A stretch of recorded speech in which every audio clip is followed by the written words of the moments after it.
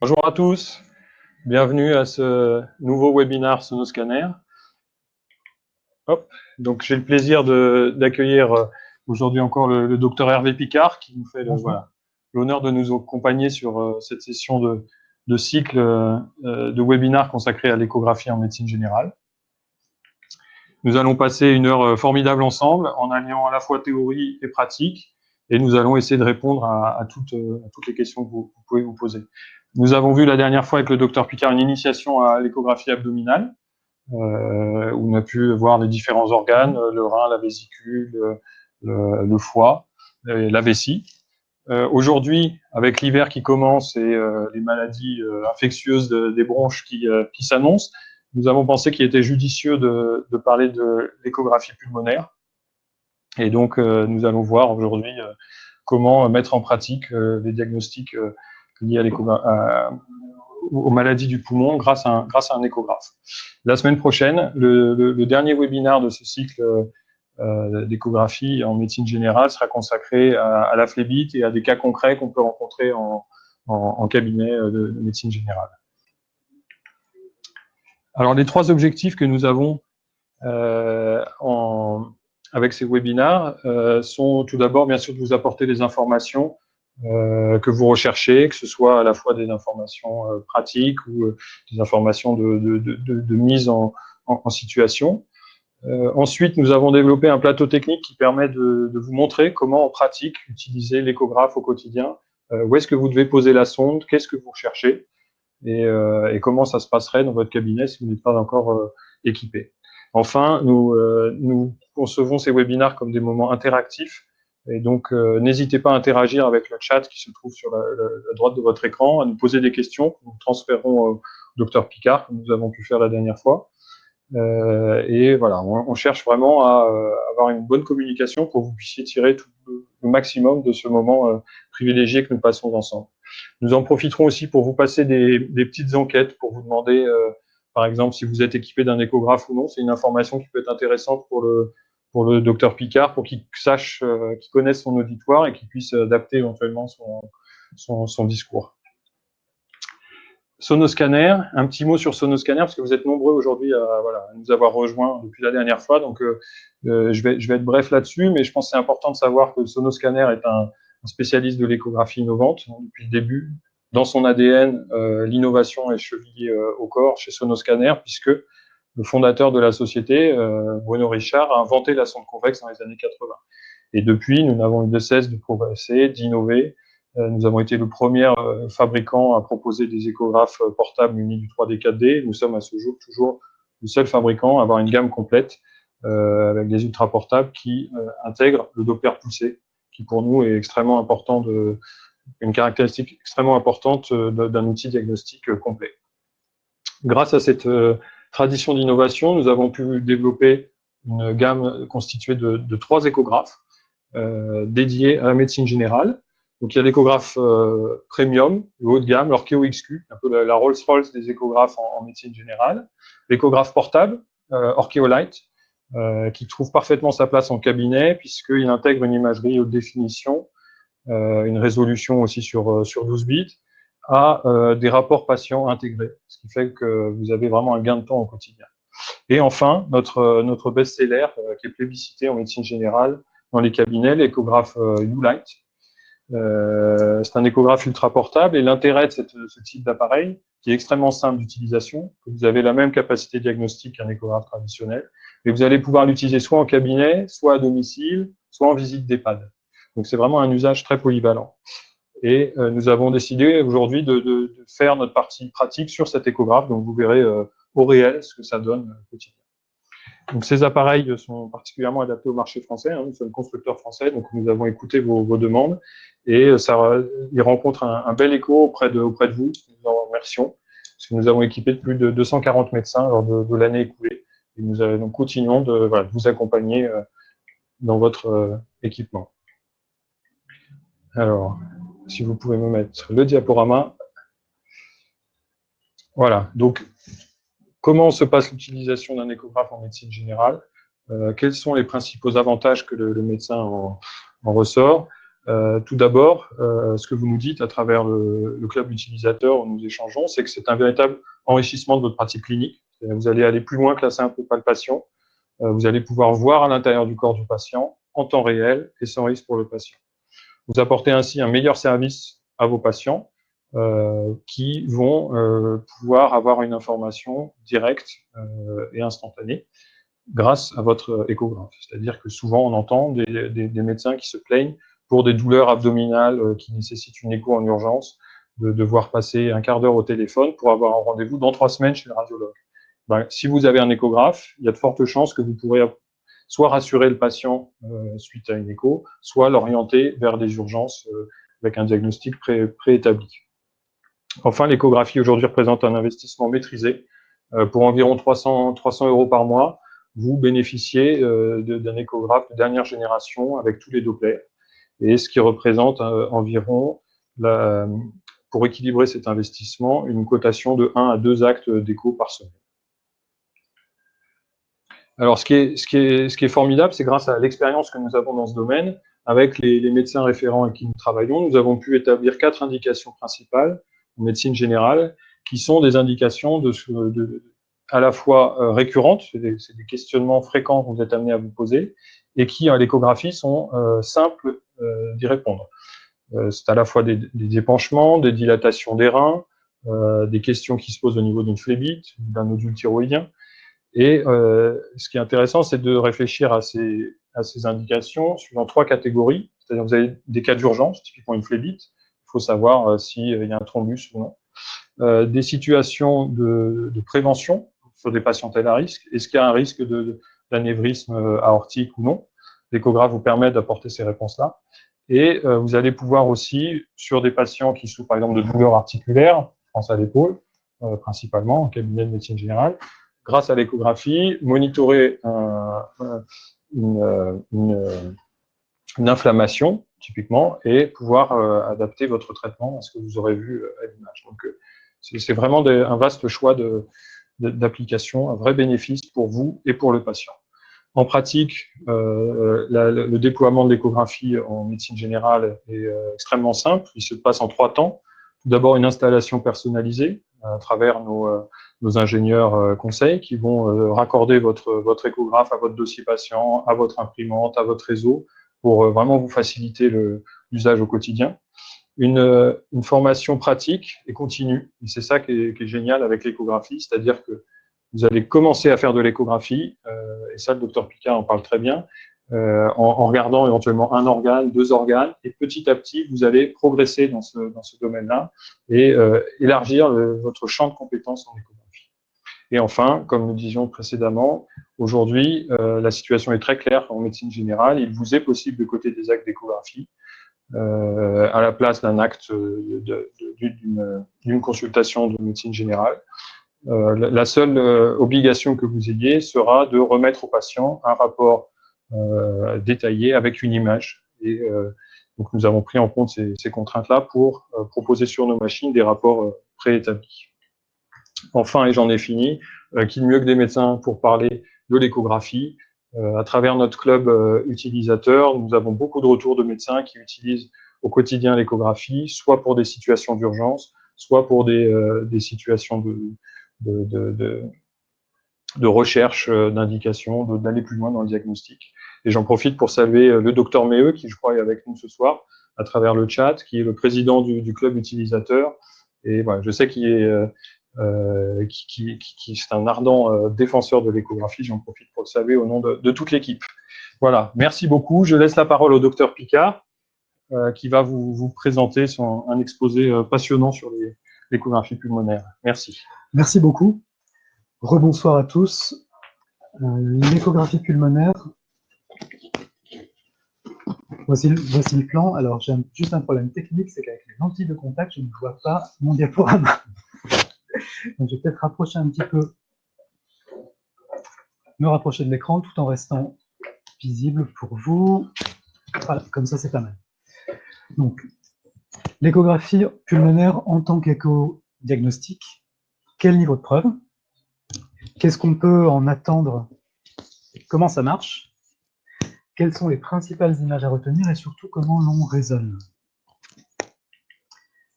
Quel est le niveau de preuve? Les articles que je vous présente là ne sont pas très très récents. Ça fait un moment déjà qu'on sait que l'échographie pulmonaire est un outil qui est à la fois sensible et spécifique pour le dépistage notamment des pneumopathies, à partir du moment où celles-ci sont contiguës à la plèvre. Là, il y a une méta-analyse qui a été réalisée en 2015 et des recommandations qui datent de 2012 qui recommandent l'utilisation d'écho pulmonaire plutôt que la radiographie, parce que la radio, comme vous le savez, comporte un retard radioclinique que l'écho n'a pas. Comment ça fonctionne? Le principe de base, c'est que les ultrasons vont rebondir sur la plèvre comme s'ils rebondissaient sur un miroir. Le faisceau ultrasonore descend sur la plèvre, tac, rencontre une interface avec de l'air et rebondit. Il rencontre de nouveau la sonde sur laquelle il va rebondir, il redescend.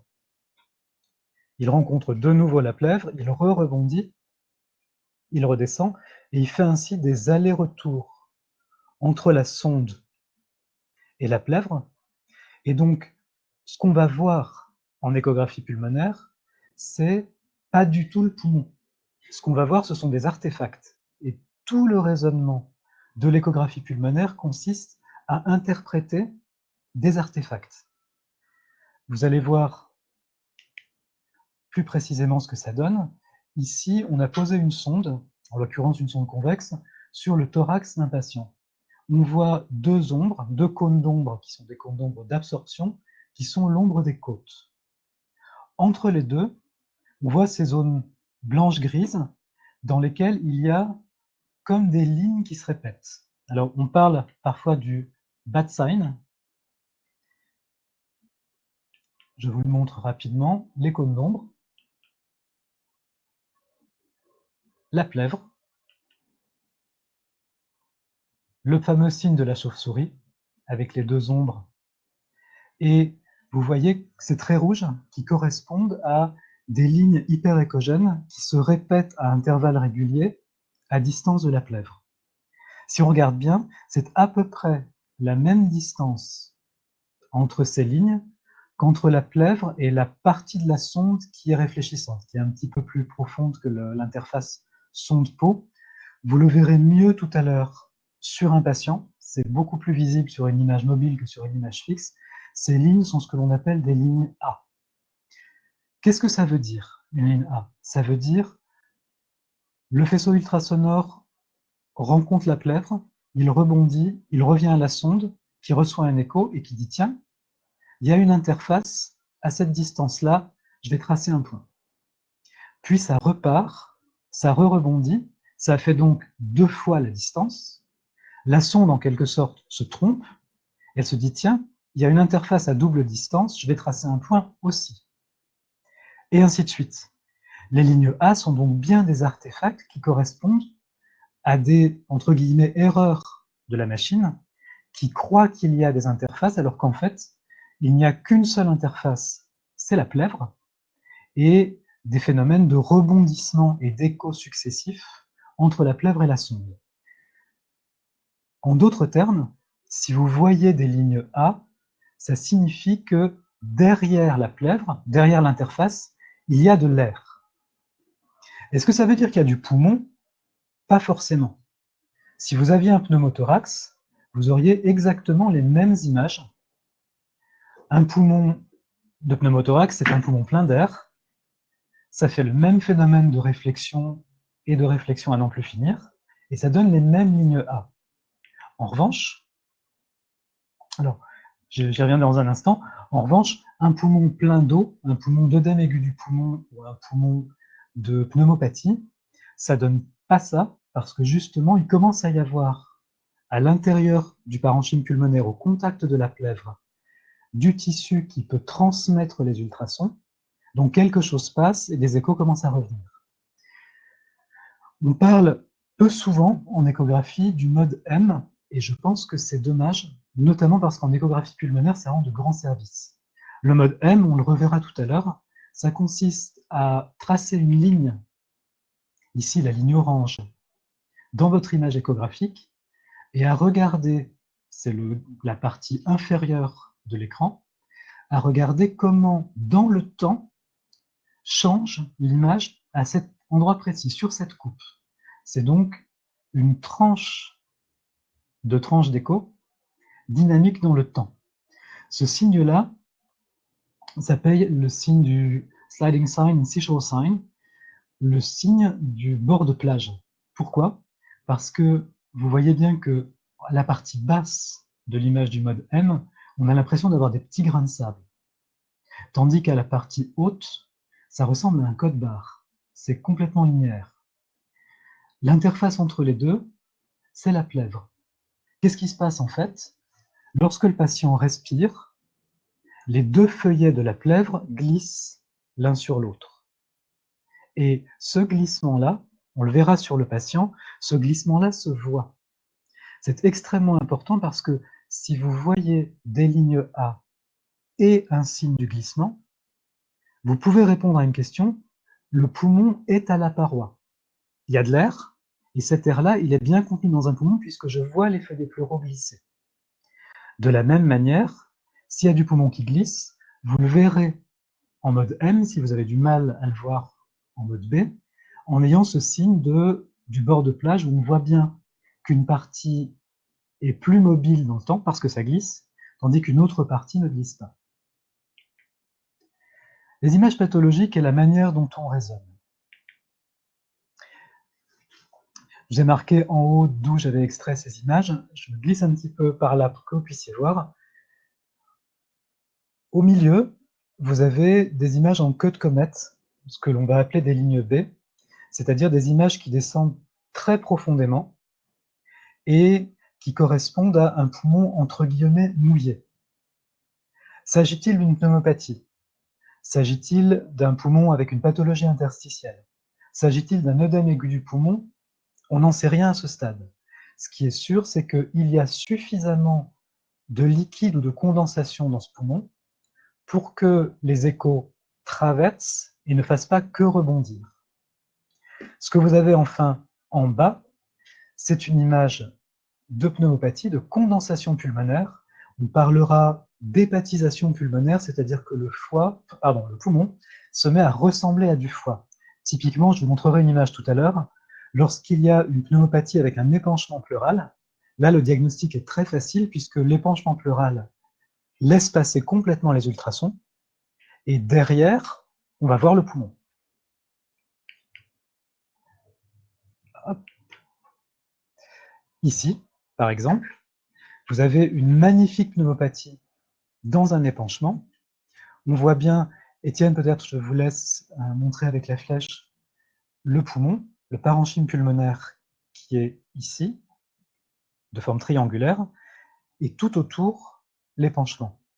Évidemment, chez un patient normal, on ne doit pas voir ça. Encore une fois, dans une échographie pulmonaire normale, on ne voit que des artefacts. Si vous voyez le poumon, c'est qu'il y a quelque chose dans le poumon ou quelque chose autour, et dans les deux cas, ça ne va pas.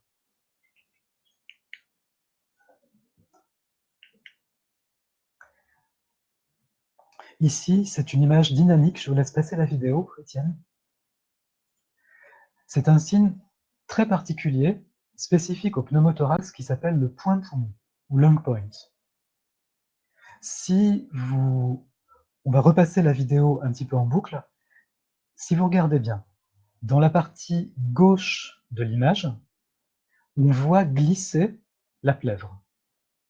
On voit clairement ces petites images qui glissent, et là on se dit, à cet endroit-là, il y a du poumon. Dans la partie droite de l'image, on a toujours des lignes A, mais ça glisse pas. Qu'est-ce que ça signifie? Ça signifie que à un endroit, le poumon respire et glisse feuillet pleural contre feuillet pleural, et qu'à un autre endroit, derrière la paroi thoracique, il y a de l'air, mais plus de parenchyme pulmonaire. Conclusion, c'est un pneumothorax incomplet, et vous avez repéré, le point poumon est un signe pathognomonique du pneumothorax. Ici, l'endroit où ça ne glisse plus, et malgré tout, derrière, c'est encore des lignes A. Je vous montrerai tout à l'heure sur notre modèle, il y a un autre signe à ne pas confondre avec le point poumon, c'est ce que l'on appelle le signe du rideau, qui lui est un signe normal, physiologique. C'est le fait qu'aux bases pulmonaires, quand le patient respire profondément, on va voir les poumons passer devant le foie, devant la rate, les masquer, puis les démasquer au fur et à mesure que le poumon remonte ou redescend.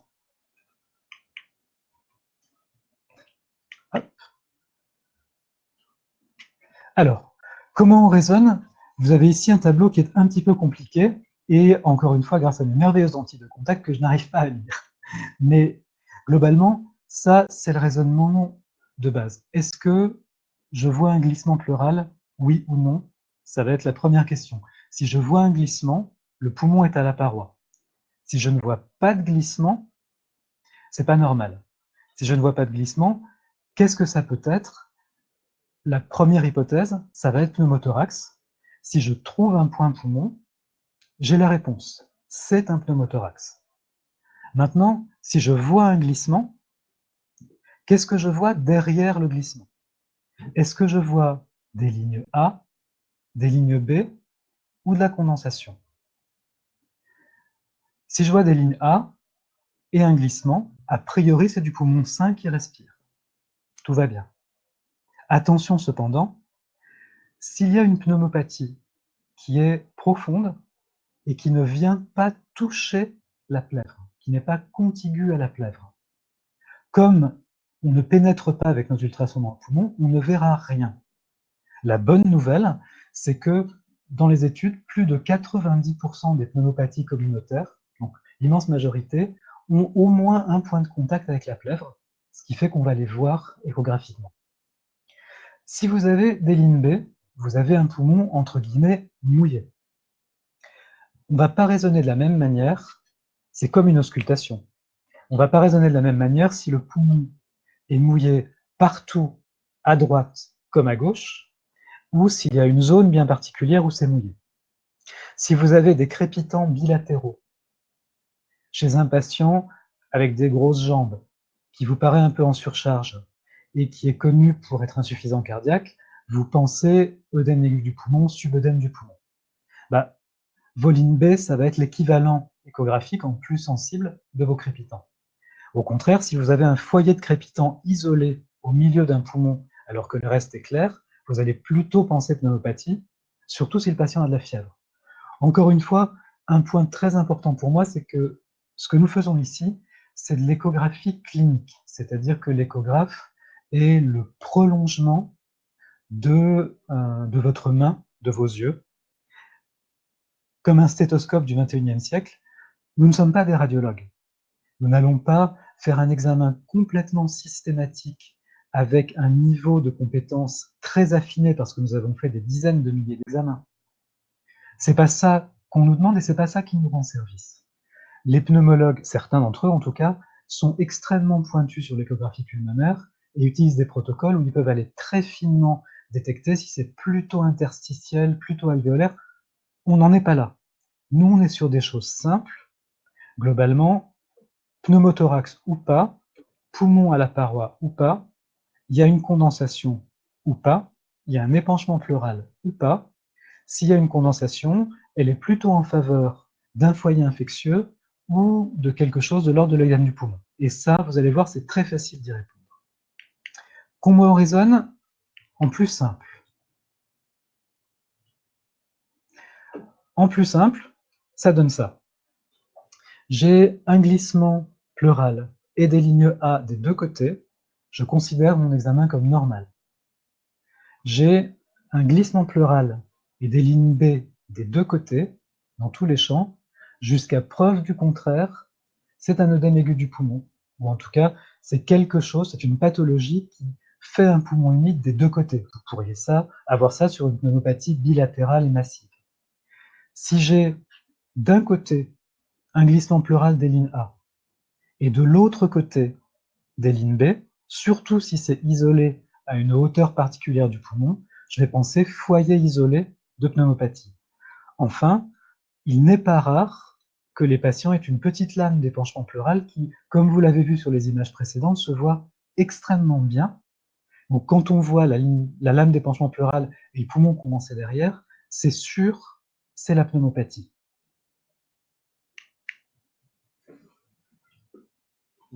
Voilà. On va passer à la pratique. J'essaye de ne pas rouler sur le micro-cravate.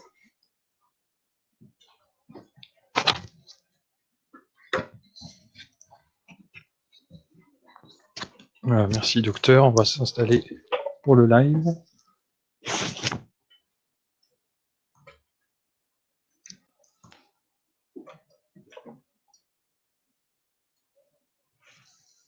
Oui.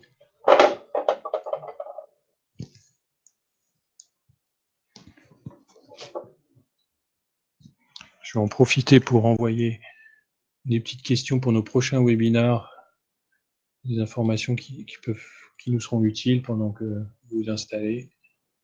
Alors, est-ce qu'on est bon? On est bon. Donc là, on va utiliser une sonde convexe superficielle. Pendant très longtemps, je ne disposais à mon cabinet que d'une sonde convexe de type abdominal, c'est-à-dire une sonde comme celle-ci. Et j'ai fait plein d'échos pulmonaires avec cette sonde-là. Il est vrai que si on veut faire au mieux, c'est cette sonde-là qu'on va utiliser. J'imagine qu'on est sur le bon preset déjà. Non. Poumon W ou poumon? Poumon W. Parfait. Alors, petit rappel en passant, les sondes sont des choses précieuses qui coûtent cher et que vous pouvez blesser avec le tube de gel. Donc, il est fortement recommandé de mettre le gel sur le patient et pas sur la sonde. Est-ce que tu veux bien mettre la main comme ceci, s'il te plaît? Donc, on repère ici chez ce patient l'axe des côtes et on va essayer d'avoir notre image en Batman.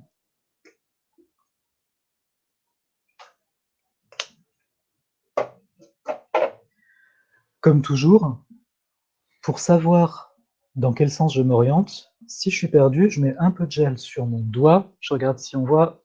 Hop. Je mets un peu de gel sur mon doigt et je pose le doigt sur la sonde pour savoir où est l'avant. En l'occurrence, l'avant est là. On pose sur le patient et on cherche à avoir notre image en Batman. Donc, on se met perpendiculaire aux côtes. Et on a ici, on va être un peu plus superficiel. On a ici l'ombre d'une côte à gauche, l'ombre d'une côte à droite, et une ligne au milieu qui correspond à la plèvre. On a, en remontant, des images similaires. Celles-ci sont jolies, par exemple. Est-ce que tu veux bien respirer profondément, s'il te plaît? Donc, vous voyez ici, dans la partie médiane de l'image, souffle, les lignes A qui se répètent, et lorsque le patient respire, le glissement pleural qu'on voit très bien ici, ne t'arrête pas de respirer. On voit la plèvre qui glisse, les deux feuillets pleuraux qui glissent l'un sur l'autre. Si jamais on avait un doute, on passe en mode M, on met le mode M sur la zone pleurale, et on regarde ce que ça donne. Ici, on a quelque chose de particulièrement chouette.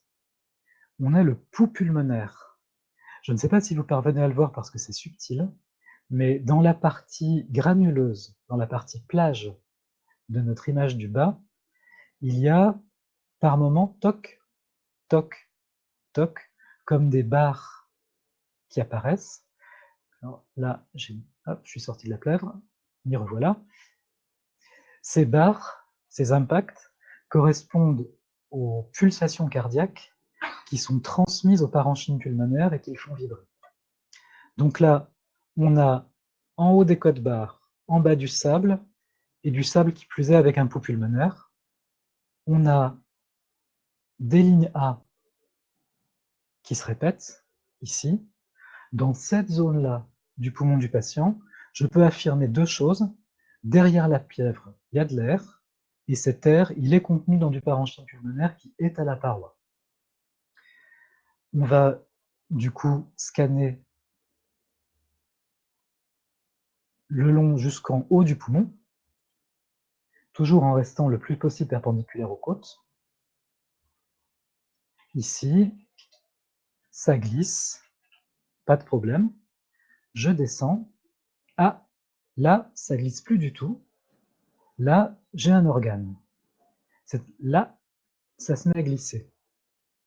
Ce que vous voyez là, on pourrait croire que c'est un point poumon, mais en fait pas du tout. C'est le fameux signe du rideau dont je vous parlais tout à l'heure.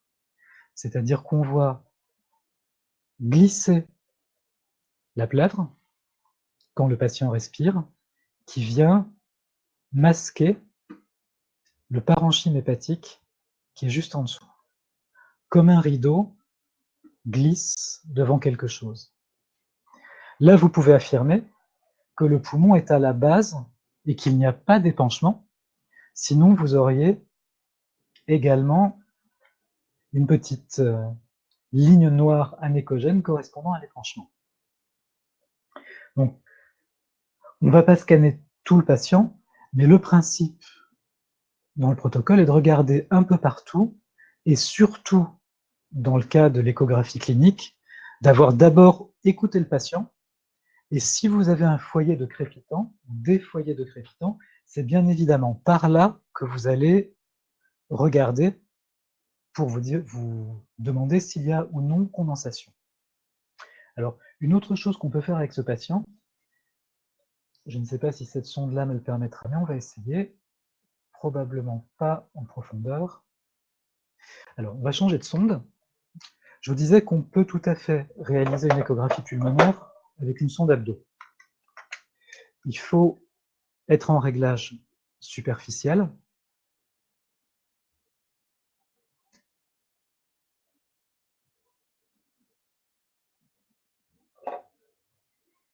Hop.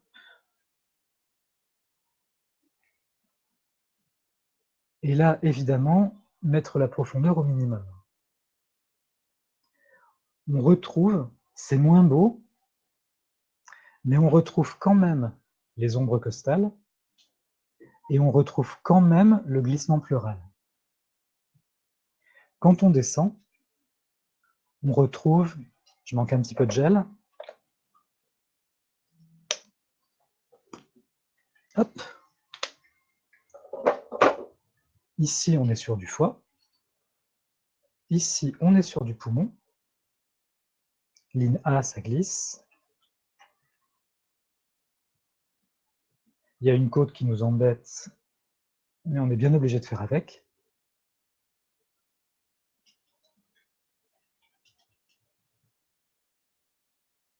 Ici, on est sur le signe du rideau. Souffle profondément. On voit le foie, gonfle profondément. On ne va plus le foie, le poumon se met devant. Et on descend. Donc le poumon est à la base.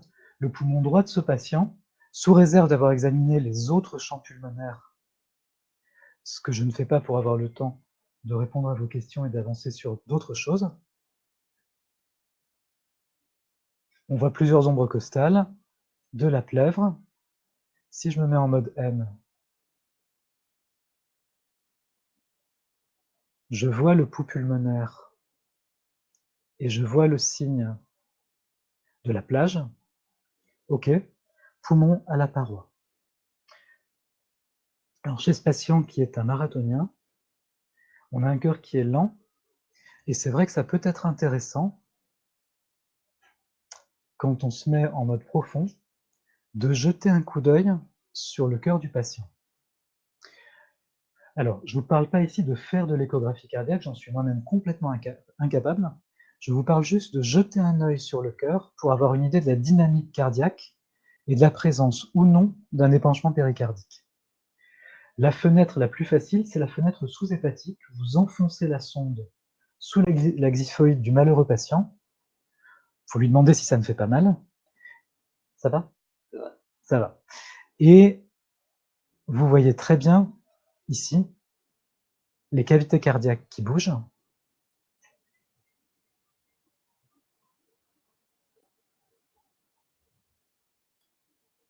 On voit que le rythme cardiaque de ce patient est lent et on voit que la contractilité myocardique est bonne. Quand vous avez l'œil un peu habitué à ce type d'examen rapide, à ce type de coup d'œil sur le cœur, un cœur qui a une fraction d'éjection faiblarde, ça se voit. Ça se contracte beaucoup plus mollement que cela. Et un épanchement péricardique, lorsqu'il est important, ça se voit aussi puisqu'on va se retrouver avec une ligne anéchogène entourant le myocarde, ce qui n'est pas le cas ici. On voit bien que le myocarde apparaît comme étant directement au contact du diaphragme et du foie derrière. C'est intéressant de regarder ça, et c'est intéressant aussi de jeter un coup d'œil sur la veine cave inférieure de votre patient. Pourquoi la veine cave inférieure? Je manque un peu de profondeur. Alors, hop, hop, hop. Toujours du cœur derrière, petit bas.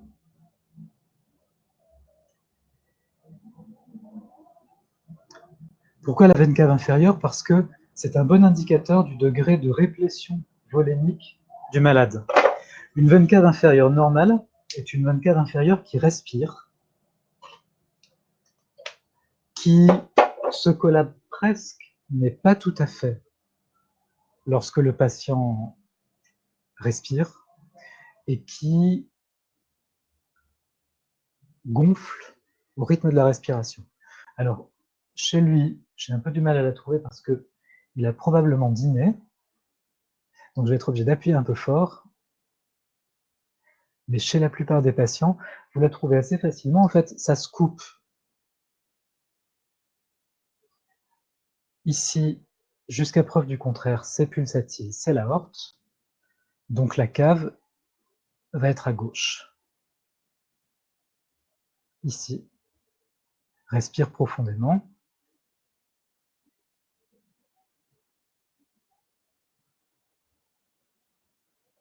Souffle. On est très vite sur son cœur qui est très très visible chez lui. Excellente contractilité myocardique. Le plus simple pour repérer la cave chez un patient qui n'a pas mangé, c'est des coupes comme ceci. Vous allez repérer le double rond, le rond de l'aorte, dans lequel on doit trouver quelque chose qui passe.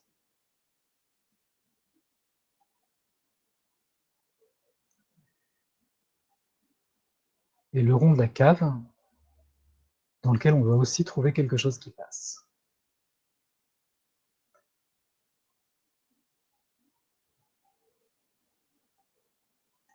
On suit sa VCI. Ici, respire. Ça se collabore presque. Puis elle devient visible. Elle est mobile avec la respiration. Le patient n'est ni trop sec, ni trop mouillé. Encore une fois, c'est important parce que comme on raisonne en termes cliniques, notamment dans des situations d'urgence, si on a un poumon qui apparaît mouillé avec des lignes B partout dans les deux champs, on va penser que peut-être le patient est en surcharge et qu'il faut lui faire rapidement un diurétique. Jetez un coup d'œil sur la cave, jetez un coup d'œil sur le cœur pour savoir s'il y a un problème de surcharge, pour savoir s'il y a un problème de cinétique ventriculaire.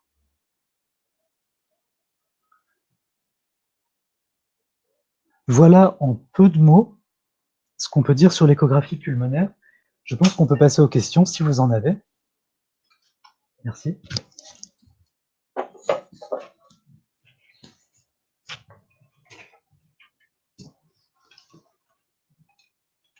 En tout cas, c'était très clair, docteur Picard, merci beaucoup. On est en train de... L'auditoire a l'air d'avoir tout compris du premier coup, ce qui est une prouesse. Bon, ça fait plaisir.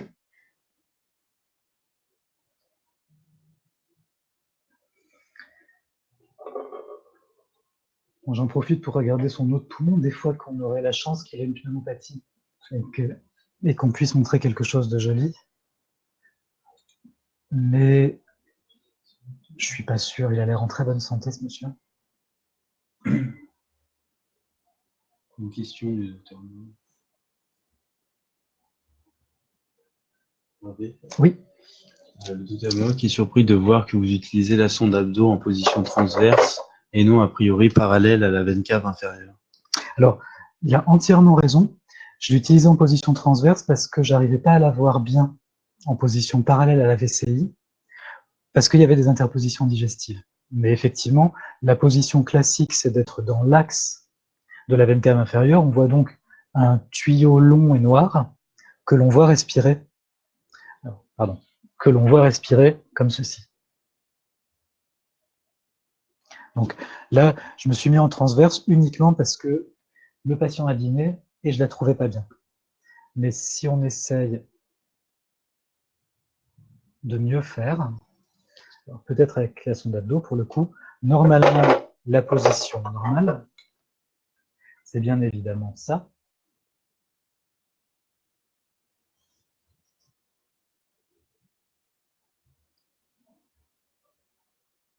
Allez, Yvette. Et on va la chercher par là, longitudinalement. Sauf que chez lui, on est très vite dans le cœur, et dès que j'essaye d'aller plus bas, même si j'appuie très très fort, j'ai l'angle colique qui m'embête et qui fait que j'arrive pas à bien la voir. C'est pas très fréquent. Dans la plupart des cas, on arrive en se mettant dans cette position-là à avoir une veine cave inférieure bien allongée, et c'est comme ça qu'on arrive à l'analyser au mieux. Il a tout à fait raison, le docteur Nel. Et il se demandait, puisque sur une patiente cet après-midi, il l'a pas trouvée, ça voulait dire qu'elle était vide, sachant qu'elle avait il voyait son aorte. Alors, ça peut être une question. C'est pour ça que quand je la trouve pas, je passe en position. On peut passer dans cette position-ci pour avoir les images typiques qu'on a en écho abdominal. Rappelez-vous, foie aorte, foie veine cave inférieure. Et puis, vraiment, si on ne trouve pas, si on se dit, mais elle est passée où ma cave, enfin, plus exactement, elle est passée où la cave de la dame, on va passer comme ça, parce que c'est là qu'on a le plus de chances de visualiser un petit quelque chose en compressant bien pour chasser les gaz digestifs. On va trouver l'aorte. Là, on la devine, je ne suis pas tout à fait assez... On la devine malgré les gaz, elle est ici. Et à côté, doit se trouver la cave. Si on ne la voit pas du tout, même dans ces coupes-là, c'est qu'a priori, la patiente est très très sèche et elle doit avoir des signes cliniques de déshydratation. Elle doit avoir un pli cutané, elle doit avoir des signes, elle doit avoir soif, la bouche sèche. A priori, une cave vide comme ça, tellement vide qu'on ne la voit pas du tout, c'est soit une hémorragie massive, soit une déshydratation extrêmement importante. Ou sinon, on la trouve pas à cause des gaz. Ça peut être aussi voilà, les limitations de l'examen. Sinon, c'est qu'on la trouve pas à cause des gaz. Là, clairement,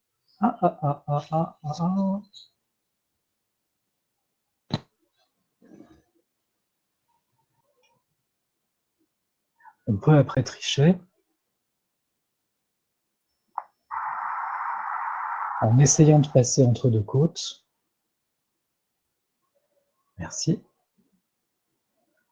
Et en passant entre deux côtes pour essayer de contourner les gaz du côté du Morrison, là, a priori, cette petite chose-là, en bas, c'est la cave longitudinale. Respire. Souffle. Fort, respire.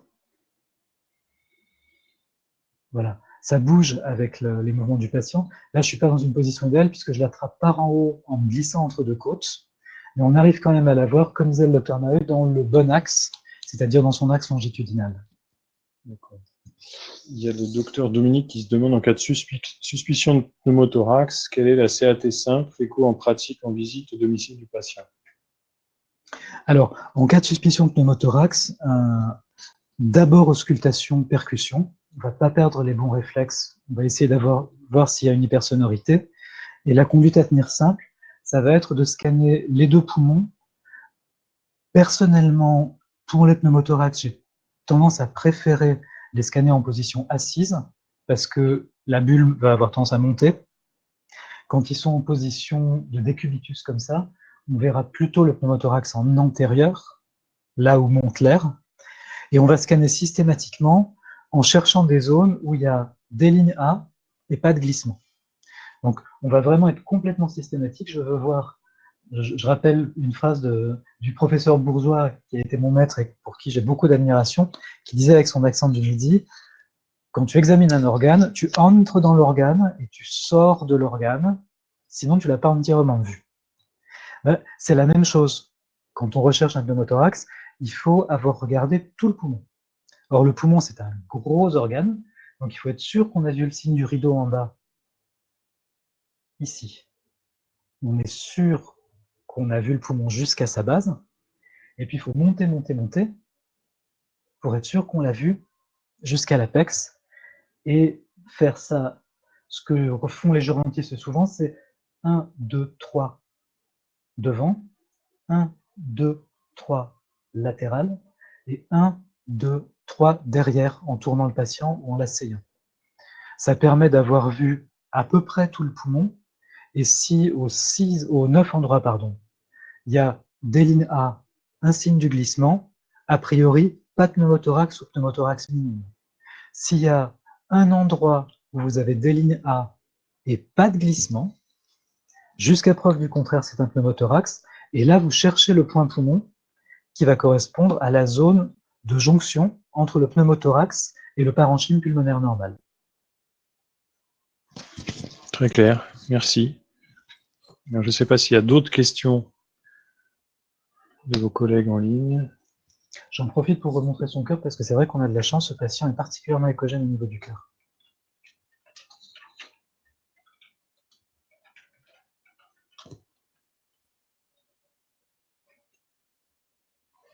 C'est ça de faire du marathon.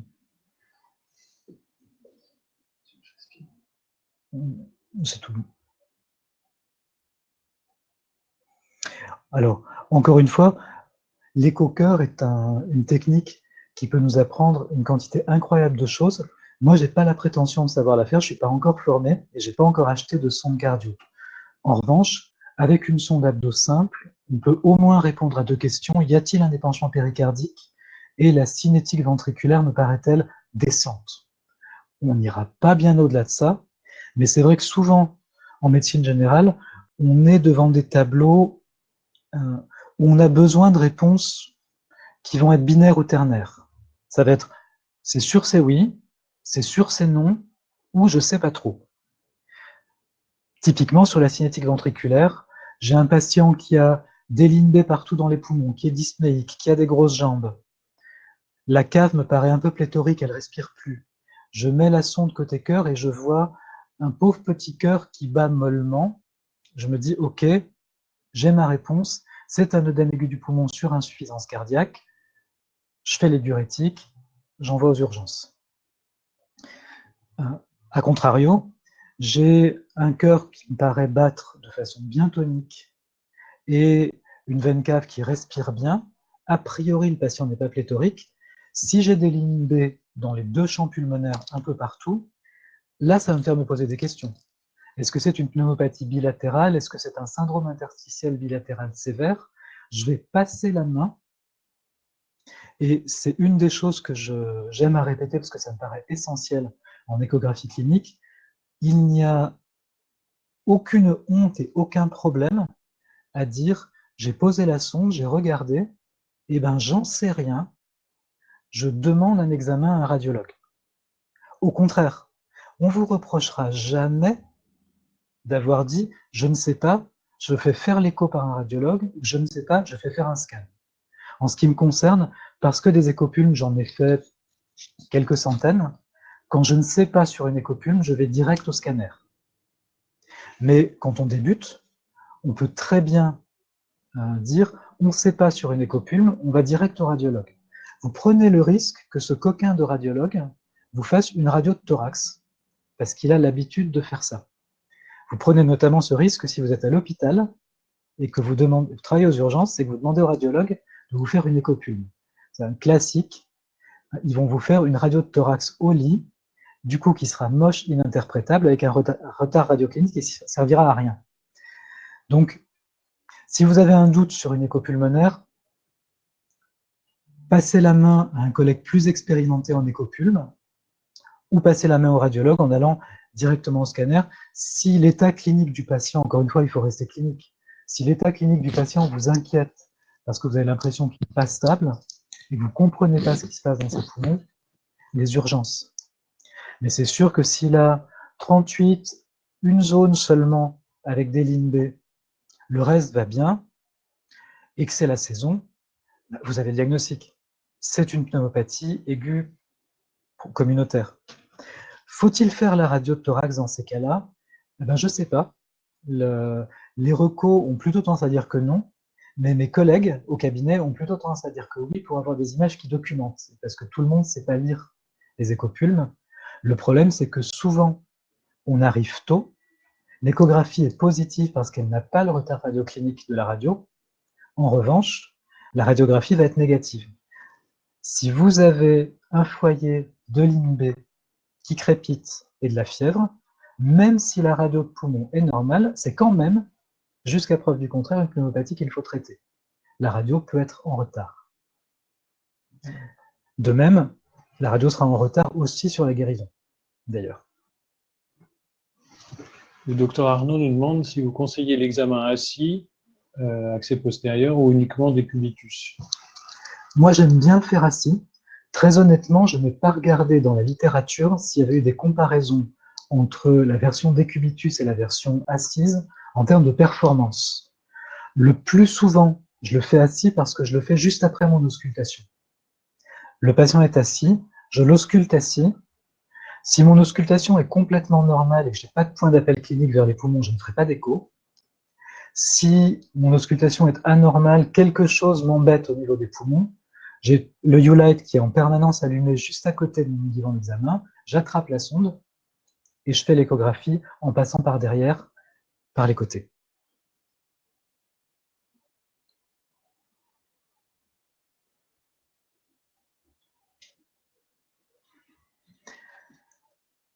Vraiment, l'écho pulmonaire, je pense que c'est un bon exercice. Je vous invite, en tout cas c'est comme ça moi que j'ai appris au début, j'ai fait des échographies pulmonaires à plein d'amis et plein de collègues qui ne m'avaient rien demandé. Genre, ils venaient prendre le café à la maison, ça tombe bien, est-ce que tu veux bien prêter ton thorax 2 minutes? Parce que le signe du glissement, le fameux glissement pleural, une fois qu'on l'a vu, une fois qu'on l'a dans l'œil, c'est fini, on ne l'oubliera plus. On ne peut plus le rater. Mais c'est un peu comme voir le pancréas en échographie abdominale. Il y a un moment de déclic où ça y est, on le voit, et il y a un moment avant où on rame un peu pour le voir, on est obligé de passer en mode M, on n'est pas tout à fait sûr. Faites-en. Sur vos amis, sur votre famille, sur les enfants, on voit très bien. Ça fait pas mal, c'est pas irradiant. Et ça peut être rigolo, même pour un enfant, de jouer avec l'échographe de maman ou papa. Vous allez finir par le voir, ce fameux glissement et ce fameux rideau, qui sont les deux éléments qui vont vous caractériser un poumon normal. Signe du glissement, ligne A, signe du rideau, ça glisse partout, il y a des lignes partout, il y a du rideau en bas, c'est un poumon normal. Dans toutes les autres situations, c'est suspect.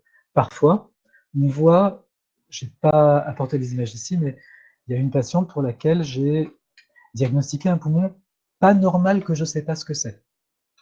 C'est-à-dire, il y avait des zones de condensation, des zones d'hépatisation pulmonaire plus nombreuses, rondes, qui glissaient, qu'on voyait bouger, qui étaient donc à la paroi, un tout petit épanchement, pas de fièvre, rien de rien.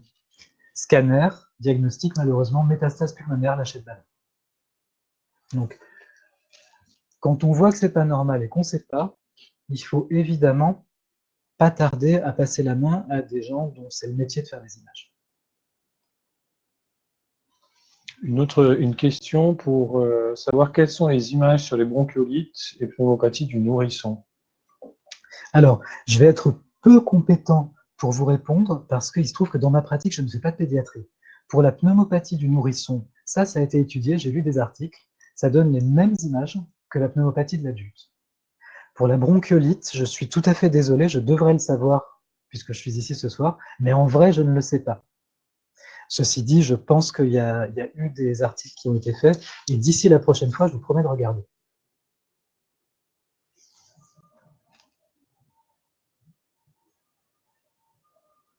Donc, prochain webinaire, parmi les discussions diverses, la bronchiolite, comment on la voit? Si on la voit. Très bien, bah, écoutez, merci, moi ça me paraît clair. On va peut-être passer aux conclusions et au programme pour la suite.